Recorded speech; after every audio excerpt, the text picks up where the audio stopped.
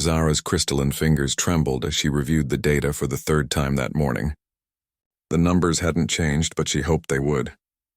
The atmospheric readings from Kepler 442b showed perfect conditions for her people's colonization efforts. Yet her human partner hadn't spoken to her in 2 days. Dr. Marcus Chen sat at the far end of their shared laboratory aboard the research station Harmony, his dark eyes focused on his personal terminal. His usually warm demeanor had vanished like morning mist, replaced by a coldness that made Zara's translucent skin shift to a worried blue hue. "Marcus," she called softly, her voice carrying the musical quality her species was known for. "The atmospheric composition analysis is complete. The oxygen levels are within acceptable parameters for both our species." He looked up briefly, nodded once, then returned to his screen. "Good work," he said flatly. Zara's skin deepened to purple. In the 6 months they'd worked together on this joint colonization project, Marcus had never been so dismissive. He used to light up when discussing their findings, his hands moving animatedly as he explained complex theories. He would bring her human coffee and ask about her homeworld's crystal gardens. They would work late into the station's artificial night, sharing stories about their respective peoples. Now, he arrived precisely at the start of each shift, completed his tasks with mechanical efficiency, and left without a word of farewell. "Is the soil composition data ready for transmission to both our home governments?" Zara asked, desperate to engage him in conversation. "I'll handle the Earth transmission," Marcus replied without looking up. "You can send yours to the Crystalline Collective." The dismissal stung. They had always sent joint reports celebrating their collaboration as a symbol of interspecies cooperation. The whole project was supposed to demonstrate that humans and Zara's people could work together peacefully, sharing resources and knowledge for mutual benefit. Zara approached his workstation cautiously. Her people communicated through color changes in their skin as much as words, but humans couldn't read these signals. She had learned to interpret human facial expressions and body language, but Marcus had become unreadable. "Have I done something wrong?" she asked directly, her skin shifting to an apologetic pale green. Marcus's jaw tightened almost imperceptibly. "No. You've been exemplary in your duties." "Then why do you seem—" She searched for the right human word. "Angry with me?" "I'm not angry." His response came too quickly, too sharp. "I'm focused on completing our mission." Zara's skin flickered through several colors: confusion, hurt, frustration. "Our mission was always about more than just scientific discovery. We were building trust between our peoples." For a moment, something flickered across Marcus's features. Pain, perhaps, or regret. But it vanished so quickly Zara wondered if she had imagined it. "Things change," he said quietly. "The mission parameters have been updated." "Updated how?" "I received no new directives from the collective." Marcus stood abruptly, gathering his data tablets. "I need to complete some calculations in my quarters. We'll review the final planetary assessment tomorrow." He left without another word, leaving Zara alone in the laboratory that had once felt warm and collaborative. Now it seemed cold and empty, filled with the hum of machines and the echo of his departing footsteps. Zara settled into her meditation posture, her crystalline form refracting the laboratory's lights into rainbow patterns across the walls. Her people processed emotions differently than humans, allowing feelings to flow through them like light through crystal. But this hurt felt different, more like a crack in her core structure. She had requested assignment to this mission specifically to work with humans. Her fascination with their species had begun in university, where she studied their rapid technological advancement and complex social structures. When the opportunity arose to collaborate on a colonization survey, she had been overjoyed. Marcus had been the perfect partner, patient when explaining human concepts she didn't understand, curious about her people's crystalline biology, and genuinely excited about their shared work. He had taught her to appreciate human music and literature, while she had shown him how her people's harmonic communication could enhance data processing efficiency. Their friendship had grown naturally, built on mutual respect and genuine interest in each other's perspectives. Or so she had thought. Now she wondered if she had misread everything. Perhaps humans were naturally suspicious of other species. Maybe Marcus had only been polite because their governments required cooperation. The stories she had heard about human wariness of aliens suddenly seemed more credible, but that didn't align with the Marcus she knew. He had shared personal stories about his childhood on Earth, his dreams of exploring the stars, his hope that humanity would find its place among the galactic community. He had seemed genuinely fond of her, treating her as a friend rather than just an alien colleague. Zara accessed her personal logs, reviewing recordings of their conversations over the past weeks. She watched Marcus's gradual transformation from warm colleague to distant professional. The change hadn't been sudden. It had been a slow withdrawal, like watching a star gradually dim. In the earliest recordings, he laughed freely at her observations about human customs. By the most recent entries, his smiles had become forced, his responses increasingly brief. Something had changed, but what? She replayed their last truly friendly conversation, searching for clues. They had been discussing the potential for their peoples to establish permanent research stations on the planet they were surveying. Marcus had been excited about the possibilities, talking about combined human crystalline research teams, shared technological development, and cultural exchange programs. "Imagine the advances we could make together," he had said, his eyes bright with enthusiasm. "Your people's crystalline technology combined with human innovation could revolutionize space exploration." What could have happened between then and now to change his perspective so dramatically? Zara's skin shifted to a determined amber. Whatever had caused this change, she would discover the truth. Their mission was too important, and their friendship had meant too much to her. To let it end in cold silence, she began to review all their recent communications, both official and personal, searching for the moment when everything had started to go wrong. Zara spent the entire night psychoanalyzing communication logs, data transmissions, and mission reports. Her crystalline physiology required only brief rest periods, allowing her to work through what humans called the night shift aboard the station. By morning, she had found something disturbing. 3 weeks ago, Marcus had received a priority transmission from Earth, one that wasn't included in their shared mission files. According to the transmission logs, it had been encrypted using Earth's highest security protocols. Whatever the message contained, it was serious enough to bypass normal diplomatic channels. When Marcus arrived for his shift, Zara was waiting with 2 cups of the coffee blend. They had developed together a mixture that accommodated both human taste preferences and her people's mineral requirements. "I brought coffee," she offered, hopefully. Marcus paused at the laboratory entrance, his eyes finding the familiar blue ceramic cups they had replicated from his grandmother's pattern. For a moment, his professional mask slipped, revealing something that looked like longing. "Thank you," he said carefully, accepting the cup but keeping his distance. "I've been reviewing our progress," Zara began, her skin shifting to neutral white to avoid appearing threatening. "We're ahead of schedule on all major milestones. The collective will be pleased." "That's good." Marcus sipped his coffee, and Zara saw his shoulders relax slightly at the familiar taste. "I was wondering about the transmission you received from Earth 3 weeks ago," she said as casually as possible. "Should I be aware of any changes to our mission parameters?" Marcus went completely still. The coffee cup trembled almost imperceptibly in his hands. "That was administrative," he said finally. "Nothing that affects our work here." Zara's skin shifted to pale yellow, her people's equivalent of raising an eyebrow. "Administrative messages don't usually come through military encryption channels." Marcus set down his cup with more force than necessary. "How do you know about the encryption?" "I notice things, Marcus. It's what made me a good scientist, and it's what made us good partners." She moved closer, her prismatic form casting gentle rainbows across his face. "Whatever that message said, it's affecting you deeply. You've barely slept. I can see the fatigue in your movements. You're distracted during our experiments, and you've withdrawn from our friendship completely." "Some things are classified," Marcus said, but his voice lacked conviction. "Not from me," Zara replied firmly. "We have full diplomatic clearance for information sharing. Our government specifically approved total transparency for this mission. What could Earth possibly have told you that you can't share with your research partner?" Marcus stood abruptly and walked to the observation window. Outside, the swirling gas giant they orbited painted his face in shifting shades of amber and gold. Beyond it, the planet they were surveying hung like a blue-green jewel against the stars. "Sometimes transparency isn't about trust," he said quietly. "Sometimes it's about protection." Zara felt her core structure hum with confusion. "Protection from what?" "From knowledge that could hurt you."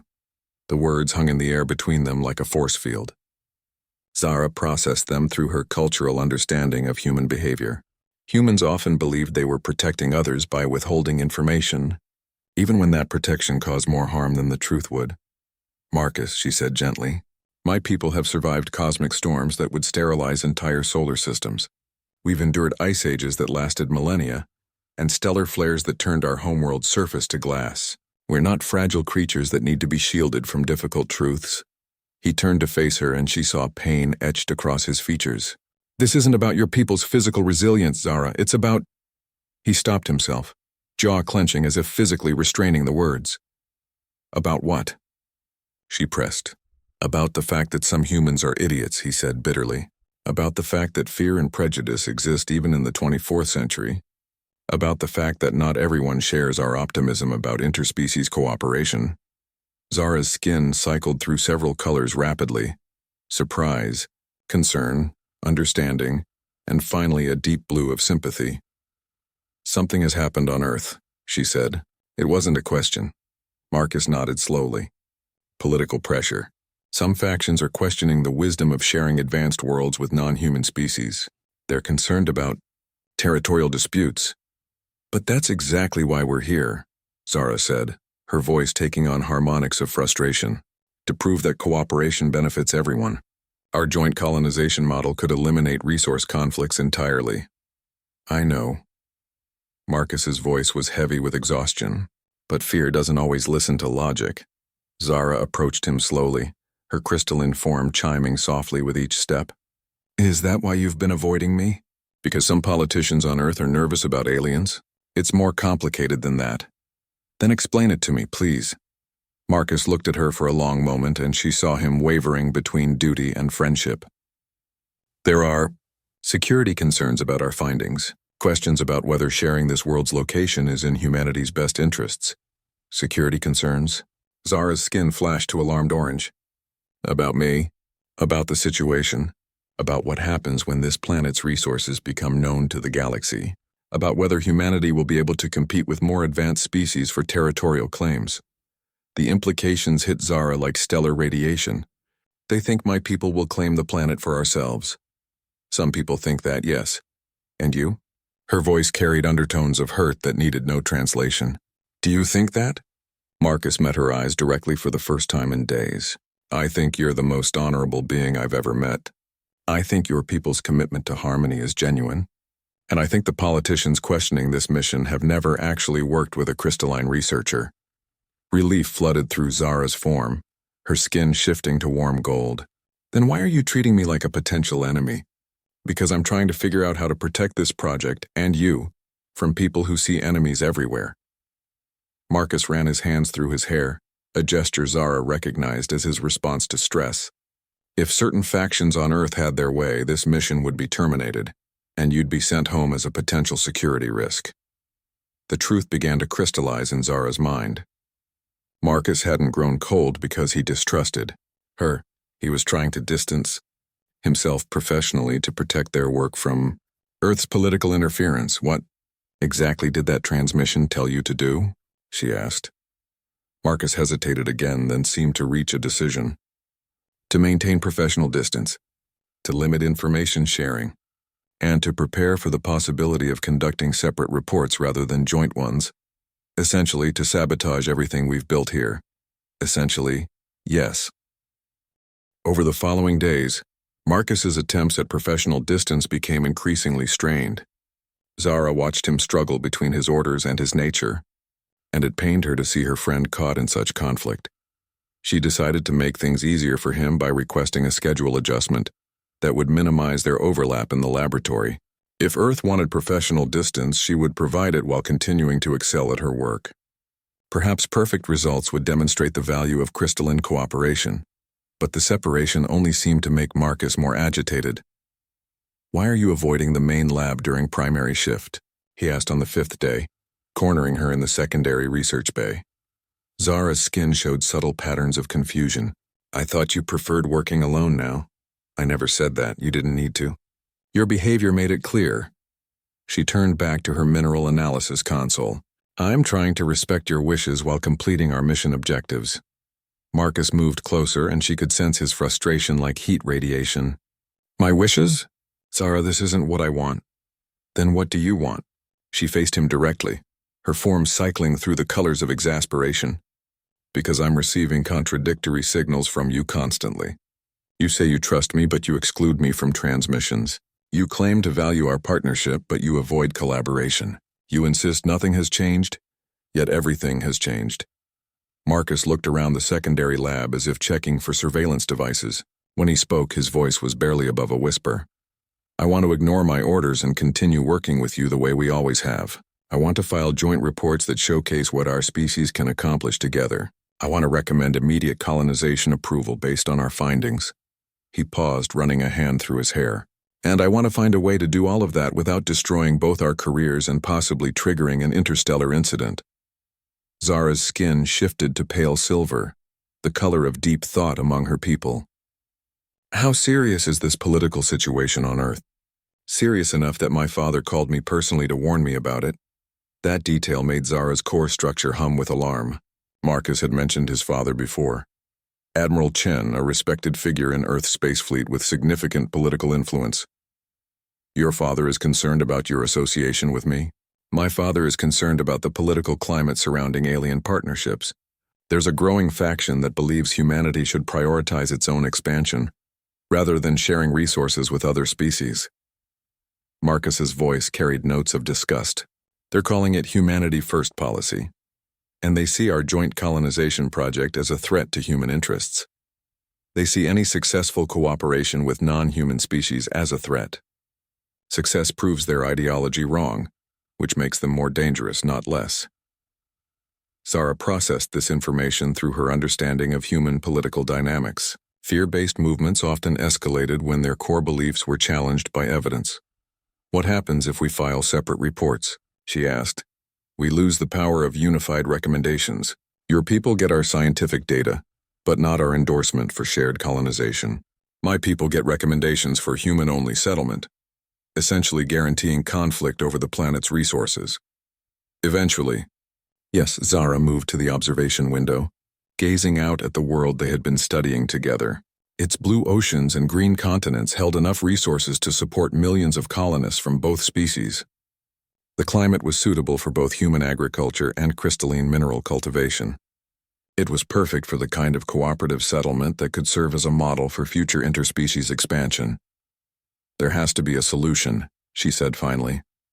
I've been trying to find one for weeks. That's why I've been distracted. I've been attempting to identify the political players behind this movement, looking for pressure points or leverage we could use. And? Marcus joined her at the window. The opposition is more organized than I initially thought. They have supporters in Earth's colonial authority, the space fleet, and even some scientists who believe sharing advanced worlds weakens humanity's competitive position. What about supporters of cooperation? They exist, but they're more scattered, and they don't have the political urgency that fear creates. Marcus's reflection in the window looked tired and frustrated. Fear is a powerful motivator, Zara. It makes people act without thinking, unite against perceived threats, and ignore evidence that contradicts their worldview. Zara's skin shifted to the deep blue of determination. Then we need to create a different kind of urgency. What do you mean? Fear motivates, but so does opportunity. What if we could demonstrate that cooperation isn't just beneficial? What if we could prove it's essential? Marcus turned to study her face, reading the color patterns he had learned to interpret. You're thinking about something specific. I am. Zara accessed her personal research files, projecting data onto the room's display screens. Look at these geological surveys from the planet's northern continent. Marcus examined the data, his expression growing increasingly interested. These mineral deposits are unlike anything either of our species has encountered before. The crystalline structures could revolutionize energy storage technology, but harvesting them safely would require both human engineering expertise and crystalline resonance manipulation. Neither species could extract these resources alone, Marcus realized. Exactly. And preliminary estimates suggest these deposits could power interstellar travel for generations, not just for our two species, for any civilization advanced enough to utilize them. Marcus was fully engaged now, his scientific mind overriding political concerns. You're talking about fundamentally changing galactic civilization.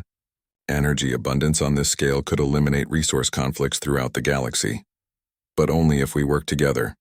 Human extraction techniques alone would destabilize the crystalline matrices. Crystalline methods alone lack the precision engineering needed for safe mining operations. This changes everything, Marcus breathed. These findings would make cooperation not just beneficial but absolutely necessary. Zara's skin glowed with satisfaction. Fear creates enemies, but necessity creates partners. We need to verify this data immediately. If these readings are accurate, they are. I've run the analysis 17 times using different methodologies. Marcus began pacing, his mind clearly racing through possibilities. We'll need detailed geological surveys, engineering assessments, environmental impact studies, all of which require both our expertise sets. This isn't just about colonization anymore. This is about the future of interstellar civilization. Zara watched hope return to Marcus's features, replacing the worry that had shadowed him for weeks. But she also saw the moment when reality reasserted itself. The political situation on Earth remains unchanged, he said quietly. This discovery might even make things worse. Some factions would see it as proof that aliens are withholding valuable resources. Then we make sure they understand that we're sharing everything, Zara replied. Complete transparency, joint discovery, mutual benefit. And if Earth's government decides to claim the planet exclusively despite the technical impossibility of solo resource extraction, Zara's skin shifted to a color Marcus had never seen before, a deep, iridescent purple that seemed to contain its own light. Then they'll learn something important about crystalline resolve, she said quietly. Zara's curiosity about the political situation on Earth led her to conduct research she probably should have avoided.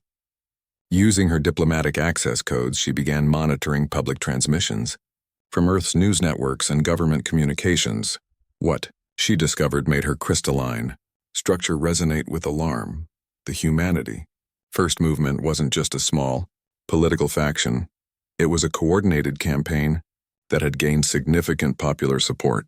Public figures were giving speeches about the dangers of alien infiltration and the need to protect human territorial rights. Some were even questioning whether the crystalline collective could be trusted with knowledge of valuable worlds. Most disturbing were the leaked intelligence reports suggesting that several alien species had been secretly surveying human-claimed territories. Whether true or fabricated, these reports had fueled paranoia about alien intentions. Zara was reviewing particularly troubling footage of an Earth senator demanding the immediate termination of all joint research projects with non-human entities when Marcus found her in the secondary lab. You've been monitoring Earth's communications, he said. It wasn't a question. I needed to understand what we're dealing with. Zara's skin showed patterns of deep concern. Marcus, this is much worse than you indicated. Marcus slumped into the chair beside her workstation. I was trying to protect you from the worst of it. Protection again, Zara observed with a note of frustration. You can't shield me from reality. We're partners in this. I know. Seeing the hatred directed at your people made me angry in ways I didn't know how to handle. Zara studied his face, reading the exhaustion and emotional strain he'd been carrying alone. Show me the worst of it. All of it. Marcus hesitated, then accessed his personal files. The display filled with intelligence briefings, political analyses, and intercepted communications that painted a picture of growing anti-alien sentiment on Earth. Some of this is classified material you weren't supposed to see, he admitted, and some of it directly threatens me and my people. I have a right to know what we're facing. As Zara reviewed the documents, her skin cycled through increasingly alarmed colors. The movement against alien cooperation was well-funded, professionally organized, and had supporters in powerful positions throughout Earth's government. This Senator Hawkins, she said, highlighting one particularly vocal figure. He's calling for the immediate recall of all human personnel from joint projects. He's also the chair of the Colonial Oversight Committee. If he gets enough support, he could unilaterally terminate our mission. Based on what justification? Marcus pulled up another document. Suspicion of technology transfer to potentially hostile alien species. They're claiming that sharing colonization data with your people constitutes a security risk. Zara's form flashed brilliant red, a color Marcus had never seen her display. Among her people, it indicated outrage bordering on fury. They believe we're hostile? Her voice carried harmonics that made the laboratory equipment hum in response. Some do. Others are just using fear as a political tool. Marcus moved closer, recognizing the signs of crystalline emotional distress. Zara, you need to regulate your resonance frequency. You're affecting the station's systems. She closed her eyes and began the harmonic breathing exercises her people used for emotional control. Gradually, her color returned to normal and the equipment stopped humming. I apologize. Emotional regulation becomes difficult when facing accusations of betrayal. You have nothing to apologize for. Your anger is completely justified, but it's not helpful. Zara turned back to the data, her scientific mind reasserting control. We need to understand their strategy. What specific actions are they planning? Marcus accessed the most recent intelligence briefing. Phase 1 was limiting information sharing and requiring separate reports. That's what I've been ordered to implement. Phase 2 involves rotating human personnel away from joint projects. Phase 3? What? Formal severing of diplomatic cooperation agreements with unreliable alien partners. The implications struck Zara like a stellar shockwave. They want to end the human crystalline alliance entirely. Some do. They see it as the first step toward establishing human dominance in this sector of the galaxy. Zara processed this through her understanding of galactic politics. The Human Crystalline Alliance was one of the most successful interspecies partnerships in known space. Its termination would destabilize diplomatic relationships throughout the region.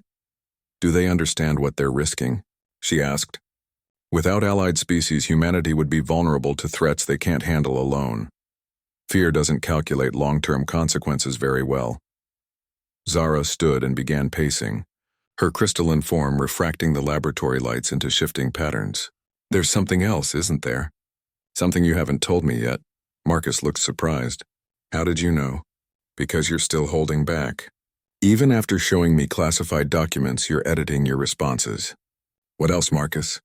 He was quiet for a long moment, clearly struggling with whether to reveal additional information. There's intelligence suggesting that some Earth factions are considering preemptive action, he said finally. What kind of preemptive action? Claims to valuable worlds before alien species can establish competing settlements. The true scope of the situation finally became clear to Zara. They want to claim our planet before we can file our joint recommendation. It's possible. If certain political factions gain enough influence, they could authorize an immediate colonization fleet while our mission is still ongoing. That would be a violation of interstellar law. Only if they acknowledge our joint discovery rights. If they classify this as a human-discovered world with no alien territorial claims, they could legally exclude my people from colonization entirely. Yes, Zara's skin shifted to the color of determined resolve. How much time do we have? Unknown. Political situations can change rapidly. Days, weeks, maybe months. Then we accelerate our timeline. Zara began accessing her research data with renewed purpose. The mineral deposits I found. We need to complete the geological surveys immediately. If we can prove that extraction requires both human and crystalline technology, it becomes impossible for Earth to justify exclusive claims. That would require extensive fieldwork on the planet's surface. Our original timeline called for another 6 weeks of orbital surveys before landing. Then we changed the timeline. How quickly can we prepare a landing mission? Marcus's expression shifted from concern to calculation. 48 hours for equipment preparation. Another day for orbital descent and landing site establishment. Do it. Zara, this is extremely risky. If Earth's government discovers we've accelerated the timeline without authorization, they'll assume we're trying to establish crystalline territorial claims ahead of their political timeline. Exactly. Zara turned to face him directly, her skin showing the deep blue of absolute determination. Marcus, they already assume we're threats to human interests. We gain nothing by remaining defensive. But if we can prove that cooperation is essential, not just beneficial, but absolutely necessary, we change the entire political equation. And if we're wrong about the mineral deposits requiring joint extraction, then we'll have learned something valuable about taking calculated risks for important principles. Marcus studied her face, and Zara saw the moment when his own resolve crystallized. All right, but we do this together as equal partners. No more protection, no more edited information. Full partnership. Full partnership, Zara agreed. As they began planning their accelerated mission to the planet's surface, neither of them noticed the small monitoring device that had been discreetly attached to the laboratory's communication array, or the fact that their entire conversation had been transmitted directly to Earth. The priority transmission from Earth arrived 6 hours into their preparation for the surface mission. Marcus received it while Zara was in the equipment bay, calibrating crystalline resonance detectors for mineral analysis. When she returned to the main laboratory, she found him standing motionless before his communication console, his face pale and drawn. Marcus, she approached cautiously, her skin shifting to concerned green. He turned to face her, and she saw something in his expression that made her core structure hum with alarm. Not just worry or frustration, this was deeper. Despair, perhaps, or defeat. They know, he said quietly. Know what? About our accelerated timeline. About the mineral deposits. About everything we discussed yesterday. Zara's skin flashed through several colors rapidly. How is that possible? Marcus gestured to a small device he'd placed on the laboratory table, no larger than his thumb, with sleek metallic surfaces that reflected light like a mirror. Surveillance transmitter. I found it attached to our communication array this morning. Surveillance. Zara's voice carried harmonics of outrage. From whom? Earth Intelligence Services. It's been recording our conversations for at least 2 weeks. The implications hit Zara like a physical blow. They've been spying on their own research team. On me, specifically. And by extension, on you. Marcus slumped into his chair, exhaustion evident in every line of his body. The transmission I just received makes everything clear. I haven't just been ordered to maintain professional distance. I've been under active surveillance to ensure compliance. Zara moved closer, her crystalline form casting worried blue patterns across his face. What exactly did the transmission say? Marcus activated his personal display, showing her an official document marked with Earth's highest security classifications. Dr. Marcus Chen, Zara read aloud. You are hereby ordered to immediately suspend all joint research activities with crystalline personnel. Failure to comply will result in charges of treason and collaboration with potentially hostile alien entities. It gets worse, Marcus said bitterly. Zara continued reading, her skin shifting to alarmed orange as she processed the contents. You are directed to maintain surveillance on Crystalline. Researcher activities and report. Any attempts to claim territorial rights or gather unauthorized intelligence on human capabilities. They want me to spy on you, Marcus said, to betray our partnership and friendship in service of their paranoid political agenda.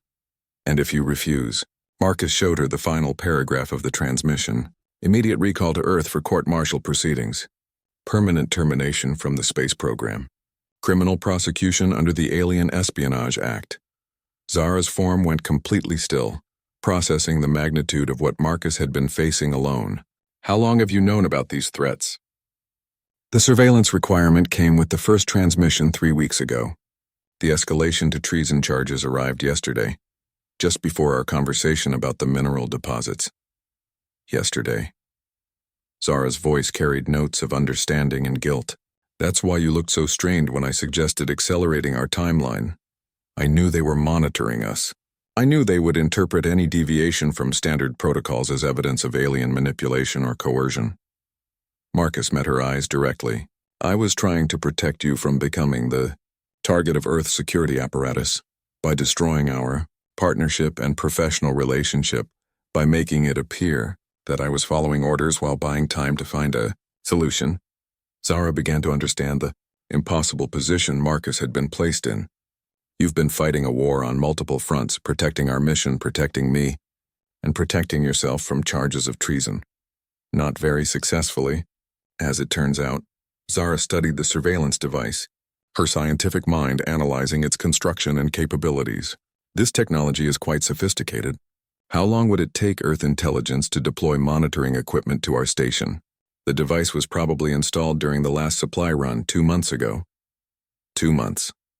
Zara's skin shifted to the deep purple of serious thought. Marcus, this surveillance wasn't a response to recent political developments. It was planned before those developments became public. Marcus looked up sharply. What are you suggesting? I'm suggesting that the political movement against alien cooperation isn't a spontaneous response to fear. It's a coordinated campaign that has been in planning for months, possibly years. Zara accessed her research files and began cross-referencing dates and events. Look at this timeline. The first anti-alien speeches in Earth's legislature occurred 6 months ago. The intelligence reports about alien territorial surveys were leaked 4 months ago. This surveillance equipment was deployed 2 months ago. And the political pressure to terminate joint projects reached critical mass 3 weeks ago. You think this is orchestrated? I think this is a systematic campaign to eliminate interspecies cooperation before it becomes too successful to stop. Zara's analysis continued, patterns emerging from the data. Your orders to maintain professional distance weren't about protecting security. They were about creating evidence of alien unreliability. Marcus stood, his scientific training engaging with the implications. If cooperation projects fail due to communication problems or cultural misunderstandings, it validates the argument that humans and aliens can't work together effectively. And if cooperation projects succeed, despite artificial obstacles, it proves the necessity of cooperation and undermines the entire campaign. Marcus was pacing now, his mind working through the political calculations, which means our discovery of the mineral deposits isn't just scientifically significant, it's politically dangerous to certain Earth factions, dangerous enough to justify extreme measures, such as Zara highlighted another section of Marcus's transmission. According to this document, Earth has already authorized a protective colonization fleet to secure planets of strategic importance. They're going to claim the planet before we can complete our survey, unless we can prove that such a claim would be both illegal and impossible to implement. Marcus stopped pacing and turned to face her directly. The surface mission. If we can gather evidence that the mineral deposits require joint extraction, we make it impossible for Earth to justify exclusive territorial claims, but we'd have to complete the mission before the colonization fleet arrives. Zara accessed the transmission's metadata, analyzing communication routing and timestamp information. Based on the transmission protocols, this message was sent 18 hours ago. If Earth has already dispatched a fleet, they'd reach this system in 72 hours at maximum military speed, which gives us exactly 3 days to complete surface surveys, gather evidence, and file a joint report that prevents interstellar conflict. Marcus looked at the surveillance device, then at Zara's determined expression, then back at the mountain of equipment they'd need to prepare for an emergency surface mission. You realize we're talking about directly defying orders from Earth's government, he said. I realize we're talking about preventing a disaster that could destabilize interspecies relations throughout the galaxy. If we're caught, if we succeed, there won't be anything to be caught for. Joint territorial claims based on scientific necessity become legally unassailable. And if we fail, Zara's skin shifted to the deep blue of absolute resolve. Then we'll have demonstrated the courage to stand up for principles worth defending, regardless of personal cost. Marcus studied her face for a long moment, reading the determination in her crystalline features. You know I could be facing life, imprisonment for what you're suggesting, and, you know, I could be facing permanent exile from human space for what I'm suggesting. High stakes, the highest. Marcus reached for the surveillance device and crushed it between his fingers, the metallic fragments scattering across the laboratory floor. Then we better make sure we don't fail. The descent to the planet's surface took 18 hours instead of the planned 3 days. Marcus pushed their shuttle beyond safety protocols while Zara worked frantically to calibrate their equipment for the abbreviated timeline. Atmospheric entry in 60 seconds, Marcus announced from the pilot's seat. Are your resonance detectors ready? Ready, Zara confirmed, though her skin showed patterns of strain. The rushed preparation had required her to improvise several calibration procedures. Detection range will be limited to a 3-kilometer radius, but accuracy should remain within acceptable parameters. The shuttle bucked and shuddered as they hit the planet's upper atmosphere. Through the viewport, Zara could see the northern continent spreading below them like a green and brown tapestry, dotted with silver rivers. Landing site coordinates locked, Marcus reported. We'll be down in 15 minutes. Marcus, Zara said, her voice carrying harmonics of concern. What happens when Earth's colonization fleet arrives and finds us already on the surface? Depends on what we've discovered by then. Marcus adjusted their descent trajectory, aiming for a valley near the largest mineral deposit signatures. If we can prove joint extraction is necessary, they'll have to acknowledge our territorial claims. If we can't, they'll arrest you for defying orders and probably declare me a hostile alien infiltrator. Probably. Despite the gravity of their situation, Zara found herself impressed by Marcus's calm competence under pressure. He was piloting their shuttle with precision that would have been admirable under normal circumstances, and was extraordinary given their rushed timeline and the personal risks he was taking. You could have avoided all of this, she observed. You could have followed Earth's orders, maintained professional distance, and let political forces destroy our partnership. Instead, you chose to risk everything for principles you believe in. Marcus glanced back at her, a slight smile on his face. You sound surprised. Not surprised. Grateful, and curious about what motivates such choices. Same thing that motivated you to suggest this crazy mission in the first place, Marcus replied. Some things are worth fighting for. The shuttle touched down in a meadow surrounded by crystalline formations that rose from the earth like frozen music. Zara's skin immediately began showing harmonics of excitement as her people's natural mineral sensitivity responded to the planet's unique geological structures. The readings are incredible, she breathed, studying her instruments. The crystalline matrices extend much deeper than our orbital surveys indicated. Marcus was already suiting up for surface exploration. How deep? At least 2 kilometers into the planet's crust, possibly extending to the molten core itself. That would make this one of the largest mineral deposits in known space. It would make this the largest mineral deposit in known space. They spent the next 6 hours conducting intensive surveys, and what they found exceeded Zara's most optimistic projections. The crystalline structures weren't just mineral deposits. They were a complex network of interconnected energy matrices that had been growing for millions of years. Look at these readings. Zara called Marcus over to her analysis station. The crystal formations are actually alive, in a sense. They're growing, adapting, responding to changes in the planet's electromagnetic field. Marcus studied the data, his expression growing increasingly amazed. They're self-regulating energy storage systems. Exactly. But that's not the most significant discovery. What else? Zara showed him the structural analysis results. The crystals are incredibly fragile.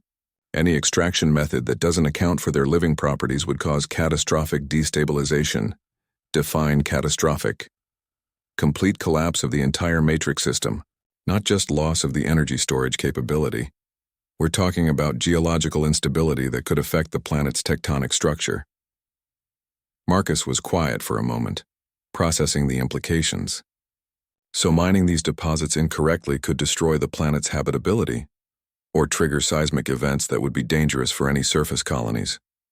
And mining them correctly requires crystalline resonance manipulation to keep the matrices stable during extraction, combined with precision human engineering to extract usable energy storage units without disturbing the underlying network. Neither species could do this alone. Neither species could do this alone, Zara confirmed. Any attempt at exclusive mining rights would result in either complete failure or planetary disaster. Marcus activated his communication equipment and began transmitting their findings to the orbital station. This is it, Zara. This proves that cooperation isn't just beneficial, it's absolutely essential for safe resource extraction.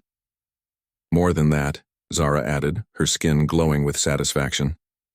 It proves that the entire concept of exclusive territorial claims is obsolete when dealing with resources that require interspecies cooperation. Political factions on Earth won't like that. Conclusion. Political factions throughout the galaxy won't like that conclusion, but reality doesn't care about political preferences. As Marcus completed the data transmission, Zara noticed something troubling on her long-range sensors. Marcus, we have incoming ships. Earth's colonization fleet? No, these are much smaller vessels. Single-pilot craft moving fast. Marcus checked his instruments and Zara saw his expression darken. Those are Earth intelligence intercept ships. They're not here for colonization, they're here for us. How much time do we have? They'll be in orbit within 2 hours. Surface landing in 3 hours. Zara began rapidly packing their essential equipment. Can we complete the geological surveys before they arrive? Not from the surface. We'd need orbital analysis platforms and at least 12 hours of continuous scanning. Then we have to get back to the station. Zara, Marcus said quietly, those intercept ships aren't going to let us return to complete our work. They're here to arrest me and deport you.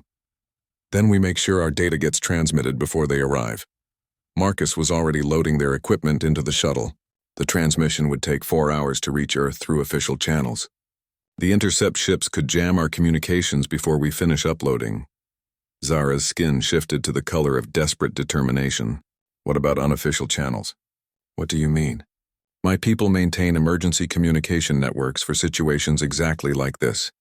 Direct transmission to the Crystalline Collective, bypassing Earth's communication systems entirely.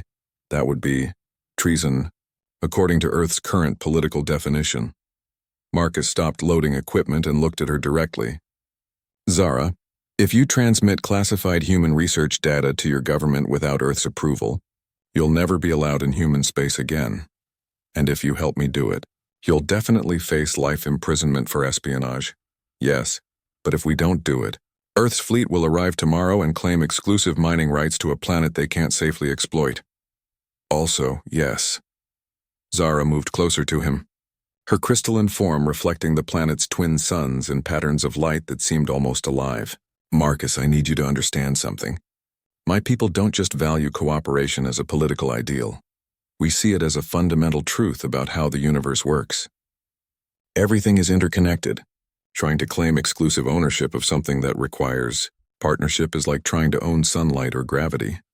I understand the principle. Do you understand that I'm willing to sacrifice my career and my citizenship to defend it? Marcus met her eyes, and she saw the moment when his own resolve crystallized into something unshakable. I understand that I'm willing to sacrifice my career and my citizenship to defend it too. They spent the next hour setting up Zara's emergency communication array while their shuttle's computers completed the final geological analyses. As Earth's intercept ships grew closer, Marcus found himself thinking about the choice he was making. He could still abort the transmission. He could destroy the evidence, claim their surface mission had been unsuccessful, and return to Earth to face disciplinary action rather than criminal charges. He could preserve his career, his freedom, and his future. Instead, he helped Zara align her communication array and began uploading their complete research data to both the Crystalline Collective and every major galactic news network he could access. Why? Zara asked as they worked together to complete the transmission. Why what? Why are you risking everything for this? For our partnership, for principles that your own government has rejected. Marcus paused in his work and looked out at the crystal formations surrounding their landing site. They caught the sunlight and transformed it into rainbows that danced across the landscape like living art. Because some things are bigger than politics, he said finally. Because the universe is an amazing place full of incredible species and beautiful worlds, and the idea of claiming exclusive ownership of any part of it seems small, selfish, fundamentally wrong. Even if it costs you everything, especially if it costs me everything. That's how you know it matters.